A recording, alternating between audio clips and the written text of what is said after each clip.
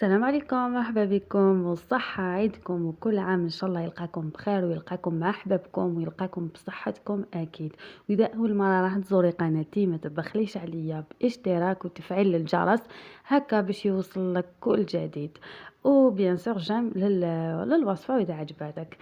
سينو هنا البنات كنت ما راحش نبارطاجي معاكم هذه الوصفة باسكو شفتها حاجة نورمال وكامل على ديرنيير مينوت قلت معليش خلين نبارطاجيها مع حباباتي ممكن الوصفة تعجبهم ويجربوها ويحبوها. وكاين بزاف اللي راهم يتبعوني ماشي بزاف بصح كاين شوية بنات هكا نعرفهم ويعرفوني يتبعوني ويحبوا بزاف وصفاتي. علاه باسكو خفاف وما فيهمش بزاف مقادير واكيد ينجحوا لهم. ليسونسيال البنات هذه الوصفة هي مصارن معمرين بالروز وشوية كفتة تاع الدجاج. الوصفة هذه شغل نصها مرقاز ونصها عصبان الكرش. المهم نتوما تبعوا معايا وتشوفوا واش درت فيها كامل. وكما قلت لكم في الاول ما كنتش ناويه نبارطاجيها بصح دوكا كي لحقت بارطاجيتها لازم نعطي لكم لي ديتاي وموالفه نديرها وعندي وصفه يعني وصفه بزاف شابه في القناه يعني دوك نحط لكم الرابط تحت الوصفه راح نحطها في صندوق الوصف هكا تشوفوها احسن من هذا. يعني هذه درتها تاع زربه. المهم هنا المصارن كنت يعني فات العيد كنت مخبيتهم في لابواط درت فيها الماء الخل والقارص غسلتهم بيان قبل بيان سور. ومن بعد درتهم في لابواط وخبيتهم في القارص والخل والملح والماء وكنت هكا ساعة نبدل لهم حتى نجا وقتهم ودرتهم.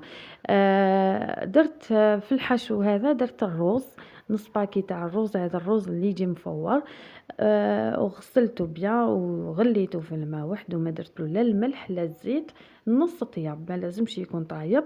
درت فيه ربع هكا يعني ربع نص تاع صدر الدجاج كان عندي رحيته كفته ودرته معاهم. واذا عندك يعني لا فيانداش عندك تحبي ديري اللحم اكثر من الرز هذا شيء اختياري. وتحبي ديري الحشاوش انا بغيت ندير الحشاوش لا والو درتهم غير هكذا. المهم درت طوماطيش لابواط شويه طوماطيش مرحيه شويه بصله والثوم يبغي الثوم بزاف.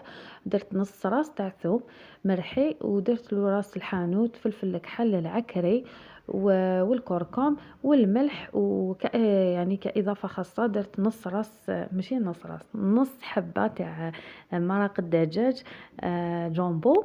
وخلطت الكل وزيت الزيتون بيان سور هكا لمسه هكا يمد البنة درت شوية زيت الزيتون وخلطتهم كامل وفرصيت هذوك المصارون وجاوني بزاف ساهلين. وهذوك رقاق درتهم باللمبوط راح لي الفيديو هذاك اللي كنت نعمرهم فيه. يعني نصيحة لازم كي تبداي تعمريهم باش ينجحوا لك سوا هذو سوا مرقس سوا العصبان الكرش صورتو العصبان الكرش ولا هذه الوصفة فيها الرز يعني الرز كي يزيد يطيب يولي يتنفخ ما يلقاش وين يحط ايا يطرطق لك المصران هذاك ويخسر لك كامل.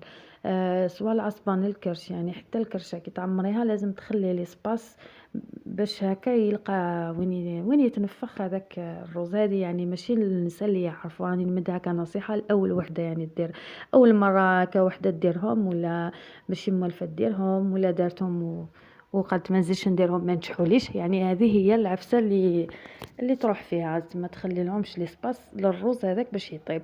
وطيبيهم كيما تحبي في صوص. انا درت غير مرقه هكا شويه لي زيبي شويه بصل والماء مغلي وشويه ملح. الملح ما تكثريش باسكو خلاص واذا درتي في الرز الملح ما كان له تقدري ما ديريش كامل في المرقه. وشويه طوماطيش هكا باش تحمر لنا المرقه. انا المرقه ما ناكلوهاش يعني غير نطيبهم ونلوحها يعني نرميها.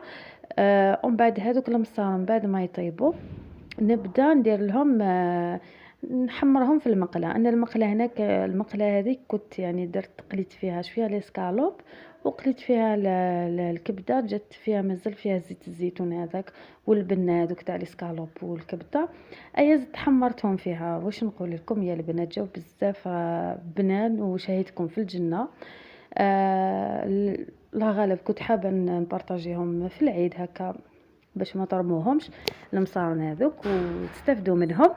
بس ما يكتبش الله غالب. المهم انت خلي هاد الوصفه في عينيك، ومره اخرى ما ترميهمش، وتقدري ديريهم عصبان الكرش، ولا ديريهم مرقاز، ولا ديريهم كيما هكا بالرز وشويه بولي عشي، وانت استفدتي منهم. وكما قلت لكم البنه ما نحكيش عليها، سورتو كي تحمريهم هكذا بشويه زيت زيتون، والله غير البنه وحدها.